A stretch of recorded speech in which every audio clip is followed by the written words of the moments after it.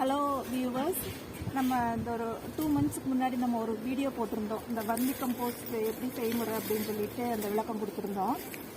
அதில் நம்ம first coir தேங்காய் மட்டை போட்டுட்டு, அதுக்கப்புறம் பனானா லீவ்ஸ் எல்லாம் போட்டு, கொஞ்சம் சாணக்குப்பம் போட்டு, அப்புறம் மண்புழு விட்டு நம்ம எப்படி வர்மி கம்போஸ்ட் பண்ணுறதுங்கிறத நம்ம ஒரு வீடியோ போட்டிருந்தோம்.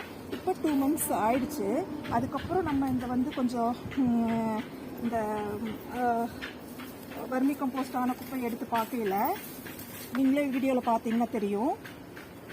இங்கே பாருங்கள் எவ்வளோ மண்புழுக்கள். அதில் நான் ஒரு கைப்பிடி அளவு குப்பை தான் எடுத்ததில். அதில் பார்த்தீங்கன்னா இவ்வளோ மண்புழுக்கள் இருக்குது. ஸோ இது நம்ம 2 months ஜஸ்ட் அந்த கம்போஸ்ட் ஆகிற குப்பையெல்லாம் போட்டுட்டு நம்ம அதுக்கு பெருசாக ஒரு வேலையும் செய்ய போகிறது கிடையாது. இங்கே பாருங்கள், இந்த குட்டி குட்டி இந்த ஒயிட் கலரில் வார்ம்ஸ் தெரியுது இல்லை, இதெல்லாம் பெருசாக போகுது. இதெல்லாம் குட்டி இப்போ தான் குஞ்சாக இருக்குது. இது it will be become big. இது இப்போ நம்ம இதே யோசனை நிலையில் நம்ம கொஞ்சம் வெட்டாக வச்சுருந்தோம் அப்படின்னா இதில் நிறையா மண்புழுக்கள் உருவாகும். இது நம்ம கொஞ்சம் அந்த மண்புழுவை சலிச்சுட்டு அதனுடைய குப்பைகளை செடிக்கெல்லாம் நம்ம போடையில் நம்மளுக்கு அது ஒரு இயற்கை உரமாகவும் ஒரு பெஸ்டிசைடு அண்ட் ஃபர்டிலைசராகவும் செடிக்கு இது ஹெல்ப்ஃபுல்லாக இருக்கும். நம்ம இதுக்கு இன்வெஸ்ட் பண்ணது பெருசாக ஒன்றுமே கிடையாது. நம்மளுடைய ஒர்க்கு மட்டும்தான்.